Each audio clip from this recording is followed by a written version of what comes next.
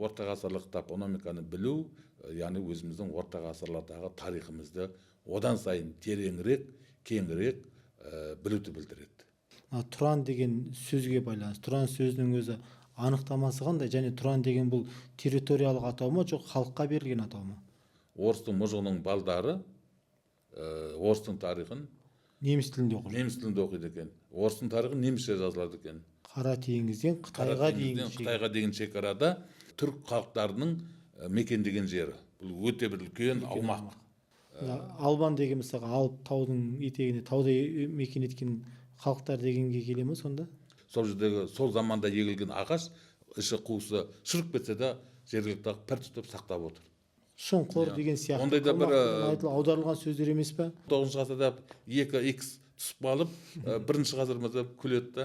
Орыстан қалған, қалмақтан қалған жесуаттарын өзгертуге не кедергі? Түркістан ол 30 қамалдан, 30 қаладан тұратын аймақ дейді. Топонимикалық атауларға байланысты тарихшылардың жасаған ғылыми еңбектер жоқтың қасы екен. Бұған негізгі себеп не болып тұр сондағы? Қазір қазақ қырғыш болса, қырғыштың бәрін қарап шықтым, қазір соңғы кезде бәрінде 12 рудан бар.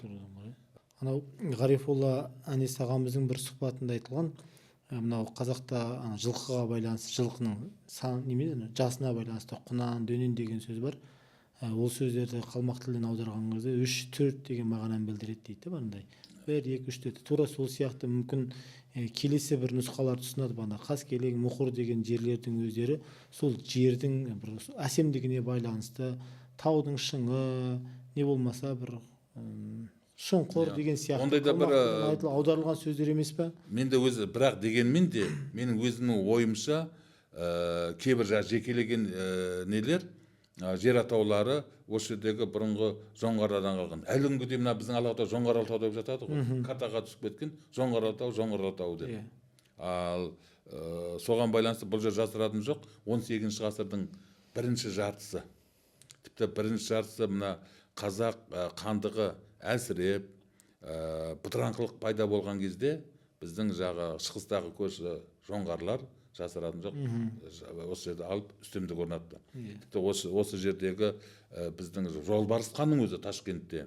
Одан кейін мына ұлы жүздің атақты би Төле билер қаласын қаламасын елін сақтау үшін жоңғарларға салық төлеп, аманатқа ұлдарын беріп отырған. Олар келіп, атақты Сарыманшы дейтін бар ғой, Қонтайшының біздің қазақ даласынан бақылаушы адамы. Мен кейде оны айтам, қазақ істері саясатының министрі ғой деп. Ақыры көңілі қалай 1740-41 жылы мына орта жүз, кіші жүз Ресейге бет бұра бастаған кезде, бұларды атақты ұлы жүздің 5 батырының биінің патшаға жазған, Ресейге жазған хаты бар, біз соны нағыламыз деп. Сол кезде пайда болған ау деймін. Төле бидің әрбір сөзі, Төле би айтты деген әрбір мақал-мәтел өмірден алынған.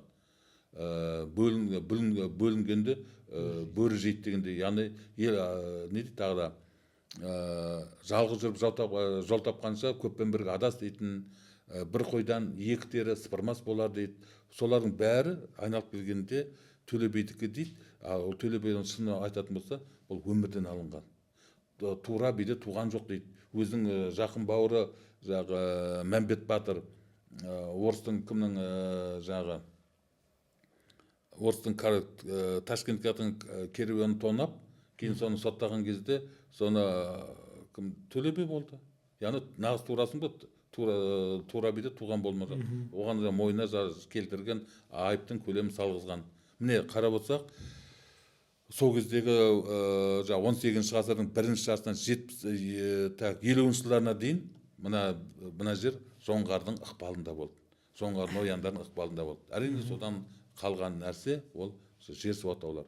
Мен ойлаймын, қазақтар келгеннен кейін бірден ақ соны өзгертуге болар еді, бірақ өкінішке орай әлі күнге дейін біздің тарихи неде жадта қалып қойып отыр. Осы сұраққа өзіңіз аномистикалық комиссияның мүшесі ретінде осы мысалы орыстан қалған, қалмақтан қалған жесуаттарын өзгертуге не кедергі? Бір мысалы біздің тарихшы ғалымдар бұғанға дейін осы жер атауларына байланысты жасалған баяндамалар бар. тарихи деректер бар, тарихи фактілер бар. Сіз айтқан бағандағындай анау Тұран даласынан, одан Түркістан, одан Дешті Қыпшақтан бері жалғасып келе жатқан жер су атаулары бар тілден, бағана Тынышпаев ағайламыздан, Шоқан Уәлихановтың еңбектерінде сақталған. Сол баяғы тарихи атауларды жаңғырту мақсатында оны әрбір ауылды, әрбір жер су атауын жеке емес, кәдімгі мемлекеттік бағдарламалар ретінде, мысалға бізде бір жылды арнайды ғой, мысалға ауыл жылы, тарих жылы деген сияқты, осы ескі тарихи атауларды қайтару жылы деп президентімізге жолдама жасап, сөйтіп бірден осы тарихи атауларды қалпына келтіруге болмай ма? Тарихшы ол жасау қиын емес. Ешқандай қиындығы жоқ. Маған бір күліп айтып еді, Қызылорданың екі жігіті, екеуі де тарихшы. Екеуі де біреу қаланың аномастикалық комиссиясының мүшесі, екіншісі акимат жақта жүрген бекен, реті келген дейді, бір күннің ішінде Қызылордада 100 көшені ауыстыра салдық дейді. Ешқандай қиыншылық жоқ бұл жерде. Түркістан қаласында барып көрсең, көшелердің барлығы Сауран, Әбілқайыр хан, Абылай хан, бәрі сондай. Ол жақта оған ешкім қарсы келіп қолдап отыр. Ал дегенмен де Қазақстан қазір екеуміздің отырған 100% Қазақстанның жері емес. Қазақ халқы өмір сүрген жоқ. Қазақстан жерінде көп ұлтты дейді. Енді көп ұлтты болғанда көп ұлттың несі белгілі ғой. Бізде қазақтар 70% дейміз, сол 70%-тің жарысынан астамы әлде болса ескілікті кеңестік жүйені аңсап жүргендер орыс тілділер. Тек қана сол және өзге ұлттың өкілдері бар. Солармен қосқанда олар әлі болса біздің қазақтың сандық жағынан, біз қазақ көп болған, сапалық жағынан келгенде әлі біз өзіміздің неге жартыға жетпей жатырмыз. Солар аяқтан шалып, әлі қазақта не болса бәрі ауыл байланып, ескілікке деп пікір айтады. Біздің оқыған мына кейбір зиялы қауымдарымыз да бар. Олар әдейі істейді, кейде түсінбей жасайды, ал қарапайым халық соларды қолдап кетеді. Және жасыратын жоқ, бұлардың бәрін біздің солтүстіктегі көршімізге де бар. Солардың несі бар, ықпалы бар. Сондықтан ондайға бармау үшін біз бәрін асықпай баппен деп отырғанбыз. Содан тіпті біздің билік толық аударуға, тіпті көше беруге 5 жылға дейін мораторий жариялап тастады. Мына тіпті біреу атақты тұлға, керемет бір тұлғалар қайтыс болып жатса, оның есімін көше беруге де 5 жылға дейін тыйым салып болдырмайды деді. Яғни былайша таза қазақыландыруға сәл болса кейбір саяси фактор деп айтайық, саяси фактор бар, кедергі келтіріп отыр. Ал екінші жағынан өзіміздің әлде болса халықтың тарихи санамыздың толық әлі жетіле қоймауы. Және кей кезде біз асыра сілтеушілік тағы бар. Кейде біз мынандай бар, айналып келгенде кеңестік кезеңдегі мықты партия, кеңес қайраткерлеріне беріп жатамыз. Ал оған қатысады, неге ол дейді кеңестік, біз кеңестік жерден бас тарттық қой, теріс дедік қой. Кеңестік жүйе, біз қазір тәуелсіздік кезеңіміз, біз кеңестік жүйеден қарсы болған. Неге кеңестік жүйедегі адамды береміз дейді. Ал тіпті кеңестік жүйе кезінде біз орта ғасырлық жүйеден бас тарттық. Өйткені біз таптық неміз жүрдік қой. Неге байға неге береміз дегендей. Сондықтан мен жалпы өзім ойым, адамдарға кісі есіміне бергеннен көрі басқа жер су атаулардың есімі беру керек сияқты. Жер су атауларын. Ал өйткені тарих деген өзі не ғой? Өзгеріп отырады. Бір ғасырдың өзінде 19 ғасырдың, 20 ғасырдың басында қандай болды? 20 ғасырдың соңы қандай болды? Үш бір-біріне мүлде сәйкес келмейтін үш жүйе, үш идеология деп айтылады. Соған қатысты атаулар алады. Бір ғана айтайын, бір ғана Алматы қаласының бір картасын алып отыр да, Абылай хан көшесін қараш. Абылай хан көшесінің 30 жылдардағы атауы қандай? Одан кейінгі атауы қандай? Одан кейінгі қазіргі атауы қандай? Қазір Абылай ханға дейін бұл коммунистік проспектісі болды. Оған дейін Сталин проспектісі болды. Оған дейін ескі мола ма сондай? Орысшасы қандай еді? Моламен байланысты. сондайға байланысты сондай болған. Яғни бір ғасырдағы Алматы қаласындағы орталық көшесінің атауын бір өзгерістерді көруге болады. Және бұл тек қана Абылай хан көшесі емес, барлық көшелерге тән. Қалаларға да қатысты. Иә. Үлкен қалаларға да. Тіпті мына бір ғана Тараз қаласын біз бұрынғы атауы Жамбыл. Ал оған дейін Жамбылда мына неде қай жылдар екен, Жамбылға дейін Әулиеата, оның арасында бір Молотов екен, бір СССР-дің бір несін берген, жағы мемлекет ірі қайраткерлердің есімін берген. Ал Ресейде, Ресей Федерациясы ондайлар көп. Екатеринбургтың аты бұрынғы Куйбышев, одан кейінгі тағы Сталинград, Волгоград, тағы сондай қалалар бәрі берілген. Каганович дейді, Жданов дейді, Сталин. Яғни сол кезде бір дәстүр болған. Олар біртіндеп біз қайтарып жатыр. Бізді Құдайға шүкір, біз солтүстіктегі 2 қаланы ғана қайтара алмай отырмыз. Ал қалғандардың бәрі қайтарылды деп ойлаймын. Осы бір жерде сұрақ. Бағанан адамның аттарын қоюға болмайды, жер атауларына байланысты деп жатсыз ғой. Жоқ, болмайды емес.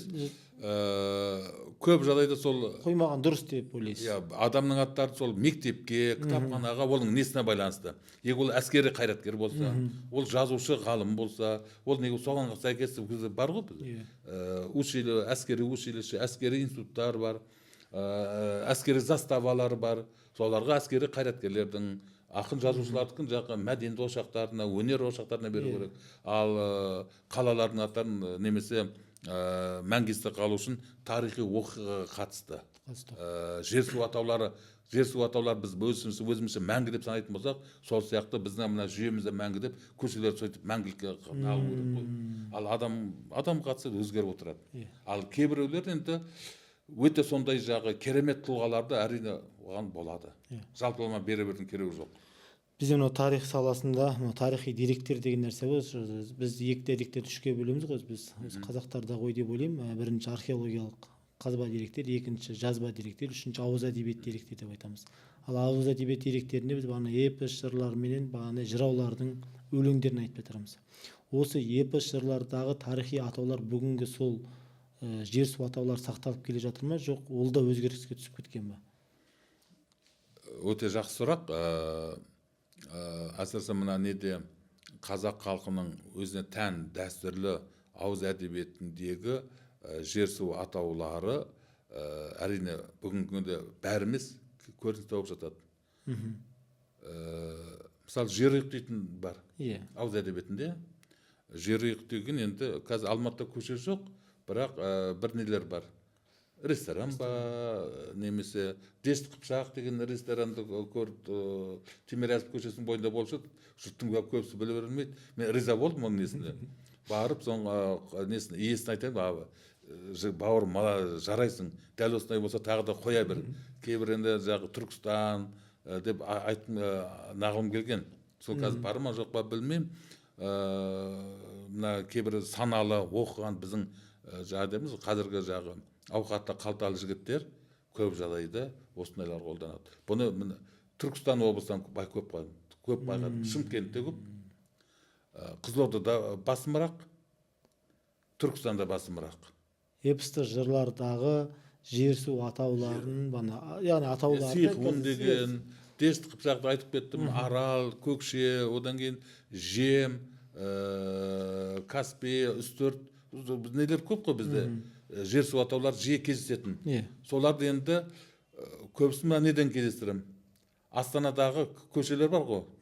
Көшелерден, бірақ енді жұрттың бәрі Астанаға барып атқан жоқ, тұрып атқан жоқ. Бұлардың бәрі неде жаңағы күнделікті халықтың аузында болу үшін мен ойымша қазіргі жағы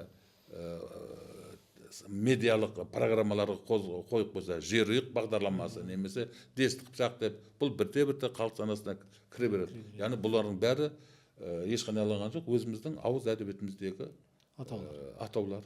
Осы тарихшы ғалым ретінде қазіргі бүгінгі таңда осы жер су атауларына қалам тартып жүрген ғалымдар бар ма? Не болмаса қазір мысалға осы топонимикалық атауларды бір тарихпен байланыстыруға байланысты жас ғылымға түскен PhD докторларға диссертация тақырып ретінде беру мәселесі қолға алынып жатыр ма сіздерде? Вот міне жақсы. Алғашқы мен Қазақстанның жер су атаулары дейтін өте қалың емес, сол бір 5-6 баспа табақ мен кітапты пайдаландым өзім диссертациямда. Бұл бұрынғы, иә? Бұрынғы. Кім жазған? 70-ші жылдарда жазылған, қазір есімде жоқ. Содан кейін Молдияр Серікбаев деген ағамыз болды, марқұм болып кетті. Қазақстанда геолог, география ғылымдарының докторы, өз аяғымен аралап шыққан. Осы ковидтің алғашқы құрбандары болды ау деймін сол кісі. Жақсы араласып сыйласушы едік. Өте білімді, өте не. Енді артында оның керемет мұра қалды деп ойлаймын. Егемен Қазақстан газетінде оның мақалалары жиі жарияланып тұрады. Барлық Қазақстандағы жер су атаулардың мәні, мағынасын бәрін талдап жазып отыратын. Менің ойымша сол кейін жинақ қылып шықты. Бүкіл энциклопедиядағы қарап отырсаңыз, мына тәуелсіз кезеңде алғашқы 12 томдық не шықты ғой? Энциклопедия, Қазақстан ұлттық энциклопедиясы. Директоры Нысанбай, одан кейін Бүркіт Аяған болған кезде, сондағы бүкіл ненгі осы географиялық жер су атауларын жергілікті жердегі, аудан көлемінде, облыс көлеміндегі ондай жерлер, жаңағы Шыланды дейтін атау бәрі де шығуы мүмкін. Ақкөл дейтін көп болуы мүмкін. 10 шақты, 20 шақты болуы мүмкін. Ақеспе дейтін, Қосаман дейтін жер атаулар болуы мүмкін. Ол соның бәрін келтіреді. Және оның бәрі қай әкімшілік аудан қандай қашықтығы сипатына дейін жазып берген. Ал енді бұл тек қана географта. Ал енді бұның тарихи географиясын, немесе жағы тарихи топонимикасын қазіргі кезде зерттеп жүрген адамды байқамадым. Егер менің ойымша жастар келсе, ниет білдірсе, бұл өте қуанышты, қолдайтын дүние екен. Қазір мынау біз енді жастардың арасында жүрген кезде көп тақырыптар, мысалға оңтүстік Қазақстандағы ишан молдалар, солтүстік Қазақстандағы ишан діни ағарту ісі, немесе 20 ғасырдың басындағы батыс Қазақстандағы бір территорияны алып, сол территорияда 20 ғасырдың басындағы бір тақырыпты алып алады да, мысалға ағартушылық болсын, діни саласы болсын. Бірақ енді біз қазір осы подкастты түсіру мақсатында көріп отырмыз. Іздендік өзімізде, бірақ сол 20 ғасырдың басында, немесе 19 ғасырдың басында деген сияқты топонимикалық атауларға байланысты тарихшылардың жасаған ғылыми еңбектер жоқтың қасы екен. Бұған негізгі себеп не болып тұр сондағы? Әрине, кадрлардың несі бармауы тарихшылардың. Мен айтар едім, егер де жастар осыған қызығушылық білдіріп, бірақ ол бірден одан диссертациядан бірдеңе ғылыми атақ дәреже алу қиын болады. Көп іздену керек. Даже барып көріп аралау керек. Ал аралап жүріп көру керек қой, қолмен ұстап дегендей. Ондайда қазір кім барады? Қазіргі диссертациялық жұмыстар мүлде бөлек. Сен анадан зерттегенін көре тіл білсең болды. Шетелдік бір авторын тауып сонымен жұмыс істесең болды. Ал анаған баруға, және сен қыстайды, әрбір 3 ай сайын сен отчет беріп отырасың. Ғылыми семинар дер кезінде қорғауың керек, мемлекеттің ақшасы игерілмей жатыр дейді. Былайша айтқанда адамдардың толық жұмыс істеуіне уақыт қысады. Жағы қаражат жағы тағы қысады. Егер қыз бала ондайға бара бермейді, ер бала болатын болса, оны фанат болып сонымен беріліп кетуің керек қой. Сонда археолог жігіттер бар, кейбір қазіргі біздің ғалымдар бар, 10 адамның ішінде 1-2 ғана сондай фанат болып жүр. Ал қалғандары мен айтар едім, сол жетекші бір қысады, диссертациялық кеңес жұмыс істейтін ғылыми мекеме бір қысады. Жандар, оларда мемлекеттің ақшасы болғаннан кейін оларда да есеп бар. Сондай кетеді. Кейде мен сұраймын, Түркияға риза боламын. Бітіргені 3 жыл болды, әлі қорғамаған, және ол қорғауын асығып жүрген жоқ. Әлі де бірдеңе жазам дейді. Ал бізде міне 2 жыл болғаны болса, ал енді сен қорғауға дайындал, анау мынау деп шығара бастайды. Ал мына өте жақсы тақырып.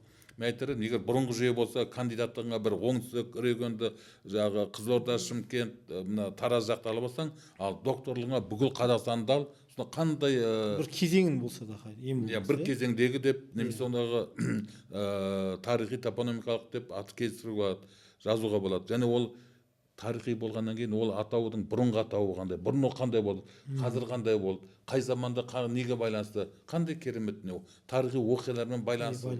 Мен тіпті мына 1-2 жерде көрдім. мына Нарынқол жақта және Кентауда Маруся деген атаулар бар. Марусяның бұлағы, Марусяның жағы перевал дейді. Кейін сұрастырып көрсем, 30-шы жылдары бір орыстың қызы медсестра жұмыс істеп жүріп, сол жерде кулактар дейді, өлтіріп кеткен екен. Сол жерде табылған, сол Маруся деп кеткен. Нарынқол жақта бар.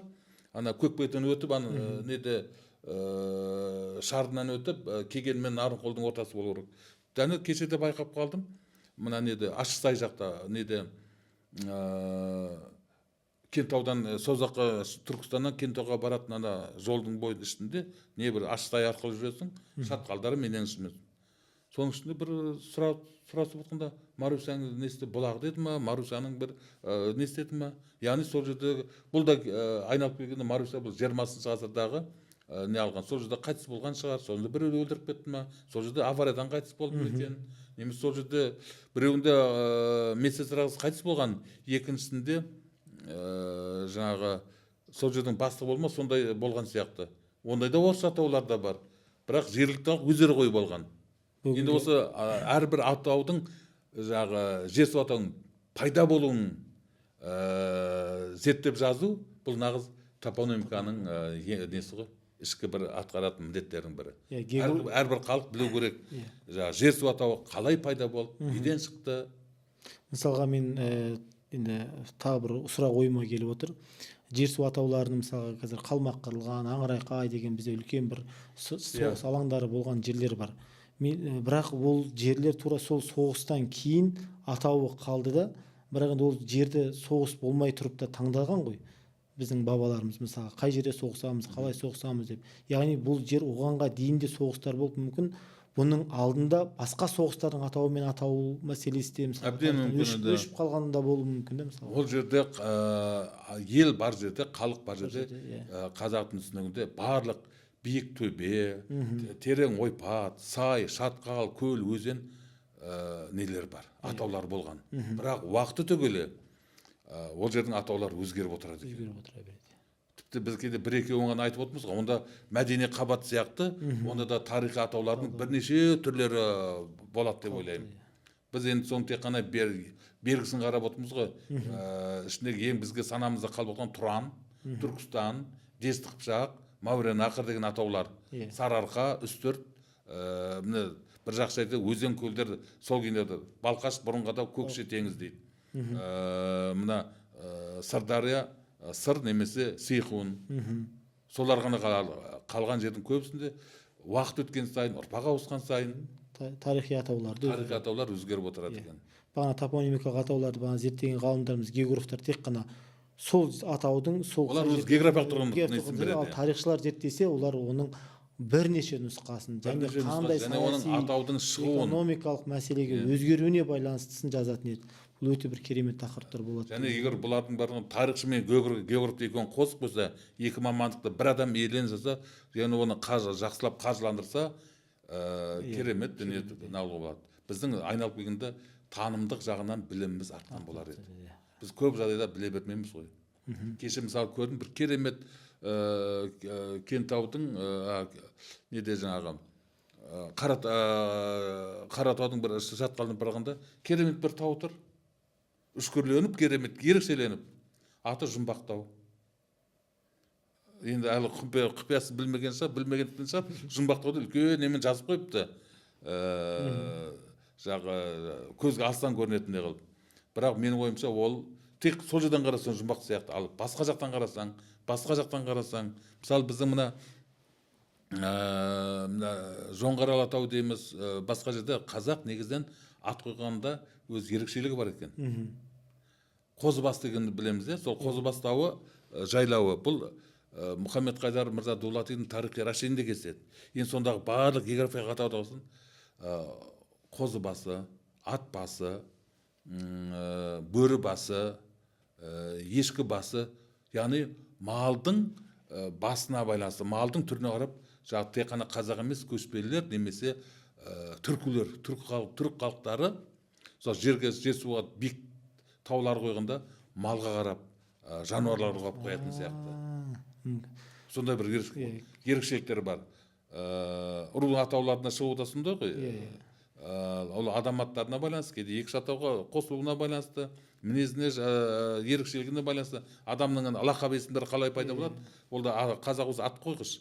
Сол сияқты мына биік шоқы, биік тау, солар бәріне де көп жағдайда албан деген мысалға алып таудың етегіне тауда мекен еткен халықтар дегенге келе ме сонда? Жоқ, енді бұларда мына біздің қазақта қырғыш тайпа болса, олардың несі, олардың әрқайсысын жеке-жеке қарау керек. Сонда бар, егер жарыстан көбінде бір белгі болса, ол ерекшелік болады, ұқсастық болады.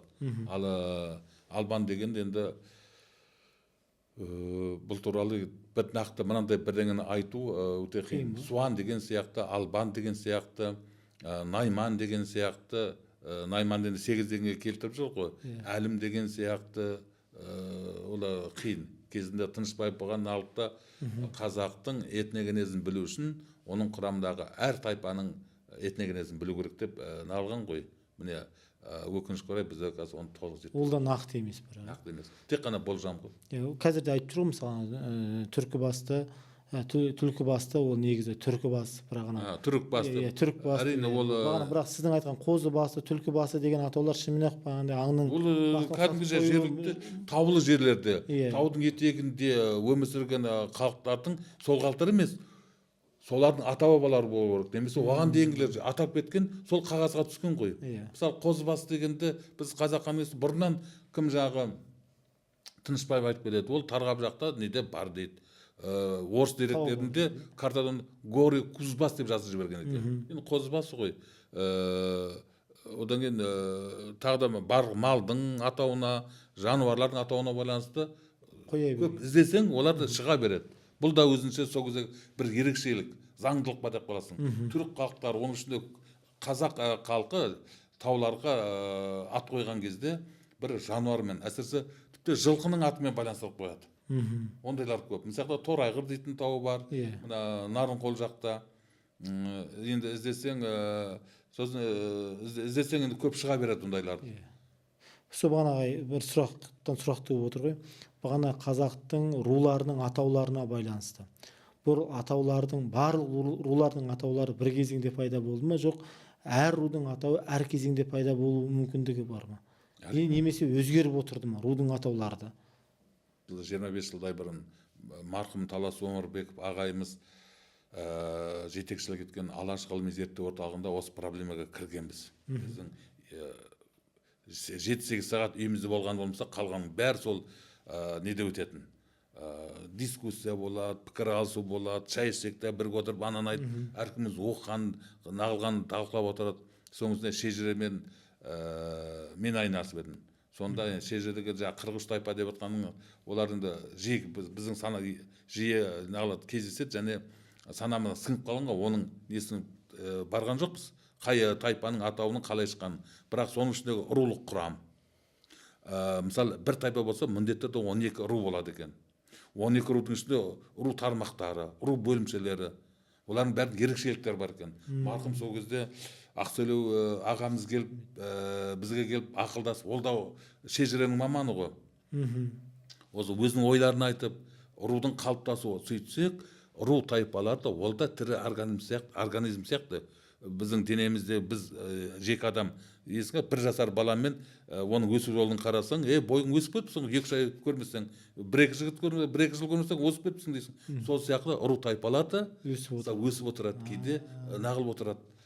Сан жаны азайып, кеңейіп, сөйтіп, ал көшпелі болғандықтан олардың әрбір ру тайпаның санына байланысты олардың территориялық кеңістігі де кеңейіп отырады, жаңа жерлерді игеріп отырады дегендей. Ал олар тіпті аз болып қалса, ағайынды 2 ру неге біргеді екен. Кейін осы принципті 18-дің 2-ші ғасыр, 19-шы ғасырда орыс әкімшілік негізге алды ғой. Болыстар құрған кезде шамамен 5000-ға дейінгі түтін болса, бір болыстық. Мысалы, бір тайпа, ана тайпаның құрамына кірмем дейді, сонда өз тайпасынан қырып, шақыртып, біз 5000-ға жетпесе де, Ресейді, орыстың ояздарына ақшасын беріп, несін төлеп, 3 мың 4 мың болып біріне болып жатыр екен. Біз болашақта көбейеміз деп. Ер бала болса, бұл 5 жылдан кейін үйленбей ма? Ол үйленгеннен одан пәленбай баласы болмай сөйтіп, оны да шаңырақ құрмай ма деп көбейтін алады екен. Бұл туралы қызық материалдар бар. Бірақ олар ат қойған кезде, екі тайпа, екі рудың бөлімшелері аз болса, ренжімесіп екеуінің атынан нағыз береді. Бір тайпаның аты. Мысалы Болат Мұрат дегендей екеуінің ұрпақтары болса қосып береді. Және олардың атаулардың шығулары әртүрлі. Әрине бірінші бол олардың ырыдан ру басы дейді, соның атына байланысты. Сосын оның мінезіне байланысты. Сосын олардың тұрған жеріне байланысты, шаруашылық дәстүріне байланысты, кей жағдайда ғана аналардың есіне байланысты. Сондай шығады. Олардың өзі бір мындай тақырып шығару болады. Қазақ халқының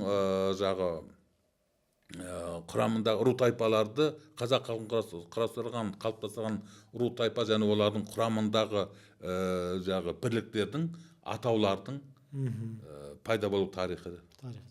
Қызықты тақырып бар екен. Мен өткен шежіре тарихымен айналысқан кезде көп аңғардым. Кейбір тайпаларда құрамындағы бәрінде бір жағынан 12 рудан болады. Бұл кәдімгі 12 мүшесі дегенмен бір мистикалық байланысы бар ма соның? Мен не екенін білмеймін. Қазір қазақ қырғыш болса, қырғыштың бәрін қарап шықтым. Қазір соңғы кезде бәрінде 12 рудан бар. Ал әрбір 12 ру өз ішінде тағы да рулық бөлімдерден, олар рулық бөлімшелерден, тармақтардан ағып тұра жатады ғой. Және бір қызығы, сол 12 ру болса, 12 рудың бәрінің де ұраны болған тұлға. Белгі бір тұлға, соның ұраны болады екен. Ал ол ұран болу үшін, ол жай адамда болмайды. Ол да кем дегенде 3 қасиет болады. Ол бірінші саяси көсем, екінші қолбасшы батыр, және ең бастың біреуі рухани көсем болу керек. Сол қайтыс болғаннан кейін, тірі кезінде, сосын ол қайтыс болғаннан кейін, соны міндетті түрде сол рудың несінің әскери ұранына айналады. Әскери ұраннан басқа тағы да бейбіт заманда қолданылатын көкпар, тағы да бәйгелер болады. Сол кезде қолданылатын ұрандар болады екен. Одан бөлек. Одан бөлек. Оны 19 ғасырдағы орыстың этнографтары байқап қалып, неге сендерді екі ұран дегеніңіз айтады екен. Біз тек соғысқа барған кезде мынандай ұран, ал бейбіт заманда мынандай ұран дейді. Қазір қатты ұмыт болып бара жатқан нәрсе ғой бұл. Мен қазір көбісі кейде сұраймын, біріншіден тарихшы болғаннан кейін, айналысқаннан кейін, мысалы сенімен сөйлесіп отырып, айналайын, қай елдің боласың деп, одан кейін онышты қай рудансың деп, ұраның кім деп, мен үшін қызықты. Ол біле ме, білмей ме? Білмесе деме жіберіңіз, сенің ұраның мынандай болған деп айтқың келеді да, сөйтіп сұрақ қоясың. Кей кезде әңгімені өрбіту үшін де кейде сұрақ қоя салады. Біз енді тарихшы, оның ішінде осы мәселелердің маманы болғаннан кейін біз үшін қызықты, қаншақты ол біледі екен. Өзің айтқандай дұрыс, көбісі біле бермейді, мән бермейді. Ағай, сізге көп рахмет. Уақытыңызды бөліп біздің осы жоба аясындағы сұхбатымызға келіп, қаншама үлкен деректермен, мәліметтермен бөлісіп жатсыз. Бұл тек қана ақпарат емес, бұл жерде ой саларлық көптеген дүниелер айтылды.